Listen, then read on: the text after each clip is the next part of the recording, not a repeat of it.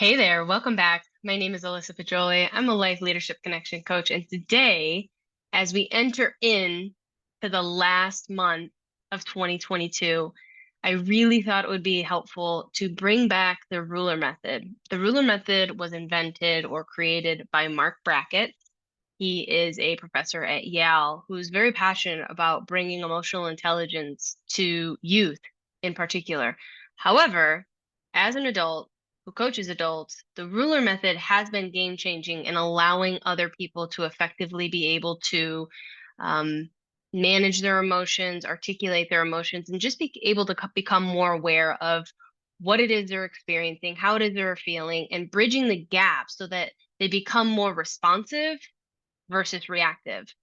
So I'm going to share my screen and we're going to go through it. So again, this is from Mark Brackett. And the first thing is recognize. So we have ruler, it's an acronym. Recognize means, you know, being able to check in throughout the day with your mind, with your body, and being able to understand what is your body telling you. This can be a matter of, are you tapping your foot? Are your shoulders raised? Is your stomach telling you that you're hungry? Um, is your mind racing to where you just need to take a pause? Like being able to really fully recognize, what is your body telling you? How's your posture? What are other people's um, mirroring back to you, either about your posture, your attitude, your emotions? So being able to understand that in any given moment of a day, based on your interaction with someone else or your awareness with yourself, you can be learning something about what your emotional state is. With the you, it's understand. So we're taking it one step further. First step is being able to recognize, what is my body feeling and what is my body telling me about my emotional state. The second is understanding. And I love how Mark Brackett uses become an emotion scientist. Being curious really helps people expand their awareness and going into the secondary and tertiary layers of what emotions actually are. We want to make sure that we're not just labeling our emotional state with one of the six or eight primary emotions, because that is a way to mask truly what it is we're feeling, and it doesn't help our articulation process. So when it comes to being an emotion scientist and understanding, a lot of the times what I tell my clients is, why are you feeling this way? What has caused you? What have you either done and or not done that has created this space or triggered this experience? A lot of the times when it comes to reacting, it's easy to become critical or to get into a defensive state and blame. When in the EQ world, we want to make sure that we're taking ownership of, like, my awareness is what's going to allow me to move through and flow through emotions and connect with people. But I have to take responsibility for how I've gotten myself to a specific space or emotional state. And a lot of people, that's very hard for them. They want to blame, they want to react, they want to utilize the resource or excuse of external circumstances putting them in that state, when really, did you need to implement a boundary? Did you need to speak your truth? Did you need to take a healthy pause? Did you need to slow down? With every aspect of what it is you're feeling, you either avoided something or approached something that has led you to this state. So we recognize, we understand, then we want to label.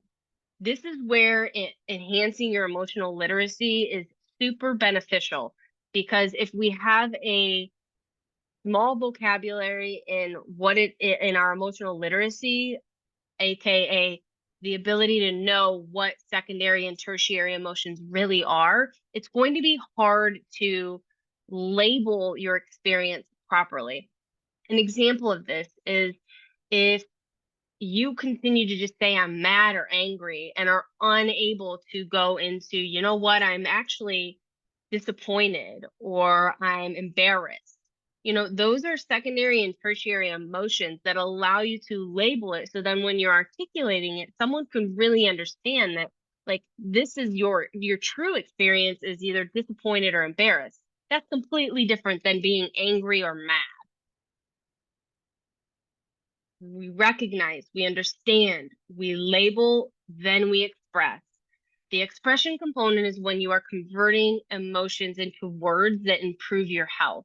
This is where either having a person or a community where you can speak your truth or speak your experiences in a vulnerable state and not have them come back at you is very important. I find a lot of people also will just speak out loud to themselves, whether it's on a walk or on a car ride, or write them down. Writing things down makes things real, and it, like walking, I believe writing is one of the most underutilized tools that we can use that will help our well-being, mental, emotional, and physical.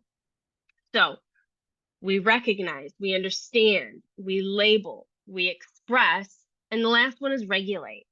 Regulating, there's 3 effective strategies that Mark Brackett suggests. The first is perform positive talk in the third person.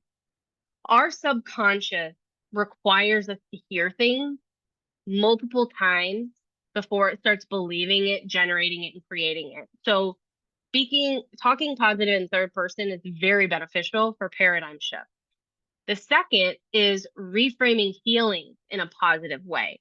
Understanding that even though you're feeling something that may not be good, like, I don't believe there's positive and negative emotions. There's comfortable and uncomfortable emotions. And the reason something is comfortable or uncomfortable is because you will have allowed yourself to familiarize yourself with that emotion. So really try to understand that this regulation process is like everything has a positive intention that happens. It may seem really messed up in the moment, but every time something goes wrong or is bad or is like disappointing or discouraging, there is a positive benefit and positive aspect to it. So it's our job to really look at that and find that. And then when you feel a negative emotion, ask, what would your best self do? What is the purpose of this? How did I get myself here? And what can I do to move myself or be able to just flow with this emotion for a brief period of time and not let it stop me? And the reason this is so important is because when it comes to your emotions and the ruler method, there's areas in your life that it can really impact. It impacts your learning, it impacts your decision making, your relationships, your physical and mental health, and your creativity, which is really important in personal and professional realms of your world. And then also things that will help the ruler method be easier is spending time with family and friends, immerse yourself in nature. There's something very grounding and like the stillness that comes from nature allows you to tap in to this process a little easier. Reading a book, pursue passions and pastimes, laughing, watching funny movies and positive television is super helpful, as well as spiritual side, meditating, journaling, really connecting to that which is greater so that you can move your consciousness from level 1 victimhood to level 4 ascension. So I hope this was helpful. Again, the ruler method, the holiday seasons are super stressful, but we're going into a new year, and I really just wanted to make sure that, having this ruler method was on your mind, your front of mind, because it's proven to be really helpful and successful in multiple clients of mine. And so I hope you appreciated this quick recap and I've brought it up multiple times, but really, really, really apply it, print it out, have it around, because the more you see this information and the more you apply it, the better off your life will be. So thanks again for watching, and I'll see you next time.